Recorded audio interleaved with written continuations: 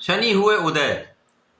प्रिय दर्शकों, नवग्रहों में न्यायाधीश शनिदेव जो कर्म प्रधान देव हैं 9 अप्रैल को प्रातःकाल 5:03 पर अपनी अस्त अवस्था से निकलेंगे तथा उदय अवस्था में इनका गोचर प्रारंभ होगा।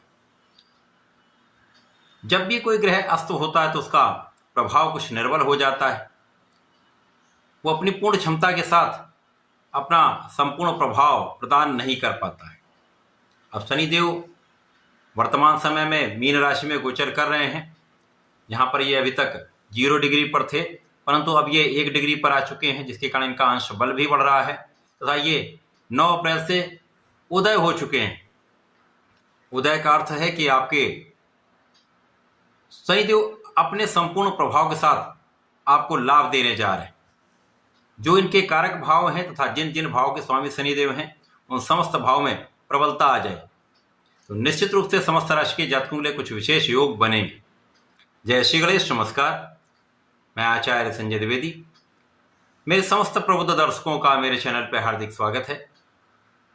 प्रिय दर्शकों, आज मैं तुला राशि के लिए शनिदेव के इस उदय काल का किस प्रकार का प्रभाव प्राप्त होगा, इस उदय अवस्था में आने से आपके किन किन भाव में वृद्धि होगी, इस समय का आप कैसा उपयोग या लाभ ले पाएंगे, अथवा कहीं पर कोई अवरोध है या समस्या है तो उसका क्या निराकरण है, संपूर्ण विश्लेषण मैं पूर्ण तर्क के साथ करने जा रहा हूं।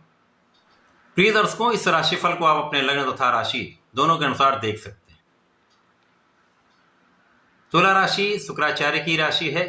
शुक्राचार्य और शनिदेव का अति मित्र का भाव है, अतः मित्र की राशि के लिए शनिदेव का वैसे भी परिवर्तन सदा ही सकारात्मक होता है, परंतु यहाँ पर शनिदेव षष्ठम भाव में गोचर करने जा रहे हैं।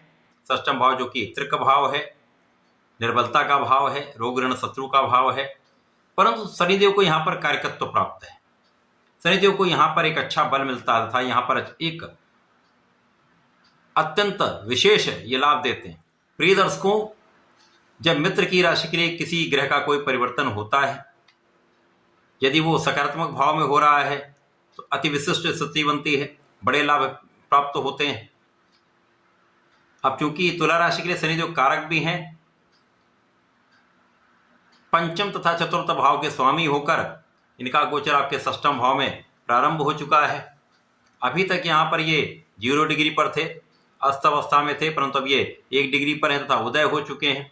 तो निश्चित रूप से शनिदेव के प्रभाव में, क्षमता में, बल में कई गुना वृद्धि होने वाली है।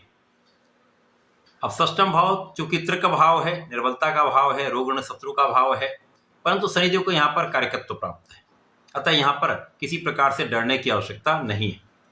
कुछ समस्याएं आएंगी परंतु उनका निराकरण भी होगा। शनिदेव षष्ठम भाव में होते हैं तो कुछ बड़े लाभ भी देते हैं। शनिदेव का षष्ठम भाव में पहुंचना आपको कार्य क्षेत्र में नया परिवर्तन कराने वाला होगा। जिन जातकों के पास नौकरी नहीं थी उनको नौकरी दिलाने वाला होगा, अच्छे अवसर प्रदान करने वाला होगा। जो जातक विदेश में जाकर कार्य करना चाहते हैं, व्यापार करना चाहते हैं अथवा उनसे संबंधित होकर कार्य करना चाहते हैं तो ये कार्य सिद्ध हो सकता है। इसी प्रकार से वे जातक जो व्यापारिक ऋण के लिए प्रयास कर रहे थे, काम नहीं बन पा रहा था, किसी न किसी कारण से समस्याएं आ रही थी, काम डिले हो रहा था, वो कार्य अब आपका बन जाएगा, आपका कार्य सिद्ध हो जाएगा। इसी प्रकार से इस समय में आपके शत्रुओं का विनाश निश्चित है। आपके रोगों पर आपका नियंत्रण होगा, कष्टों पर आपका नियंत्रण होगा तथा आपकी संपूर्ण सुरक्षा शनिदेव यहाँ पर करेंगे, आपके आयु की रक्षा शनिदेव यहाँ पर करेंगे। तो ये अत्यंत विशिष्ट स्थिति बन रही है। शनिदेव का प्रभाव आपको बहुत आध्यात्मिक बनाने वाला भी है, आपको ज्ञानवान भी बनाने वाला है, आपके ज्ञान में भी वृद्धि करने वाला है, क्योंकि ज्ञान के स्वामी शनिदेव हैं। यद्यपि जो जातक पढ़ाई कर रहे हैं, शिक्षा ले रहे हैं, यहाँ पर कुछ निर्बलता आ सकती है, अतः अपने प्रयासों को संपूर्ण रूप से आपको करना चाहिए। किसी प्रकार की लापरवाही यहाँ पर समस्या कर सकती है, अतः अपने पूर्ण सामर्थ्य के साथ, अपनी पूर्ण क्षमता के साथ, सकारात्मकता के साथ अपने पढ़ाई के क्षेत्र में आपको लगे रहना। यदि आप संपूर्ण प्रयास करते हैं तो शनिदेव ऐसे ग्रह हैं जो रंक से राजा बनाते हैं तथा आपके कार्य क्षेत्र में, आपके पढ़ाई के क्षेत्र में, आपके सभी क्षेत्रों में आपको विशेष बना देते हैं। तो शनिदेव यहाँ पर आपको आपकी पढ़ाई में लाभ अवश्य देंगे, यद्यपि यहाँ पर आपको परिश्रम अधिक करना पड़ेगा। इसी प्रकार से संतान के स्वास्थ्य के कारण कुछ चिंता हो सकती है, कुछ स्वास्थ्य समस्याएं आपको तनाव दे सकती हैं। प्रेम संबंधों के लिए समय बिल्कुल भी अच्छा नहीं, अतः यहाँ पर इनसे दूरी बनाना ही श्रेयस्कर होगा। अब शनिदेव का प्रभाव यहाँ आपकी यात्राएं कराने वाला होगा, यात्राओं में आपको लाभ भी देगा। आध्यात्मिक यात्राएं आपके लिए अत्यंत सुखों का अनुभव कराने वाली होंगी, मन को संतुष्टि मिलेगी। यद्यपि यहाँ पर कुछ आपका व्यय बढ़ेगा, परंतु यहाँ पर आय व्यय का संतुलन भी बना रहेगा।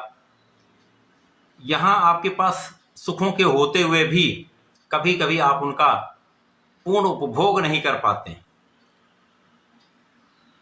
यद्यपि यहाँ पर माता के सुखों में वृद्धि होगी, आपके सुख साधन बढ़ेंगे, परंतु यहाँ पर आप सुखों का संपूर्ण उपभोग नहीं कर पाते।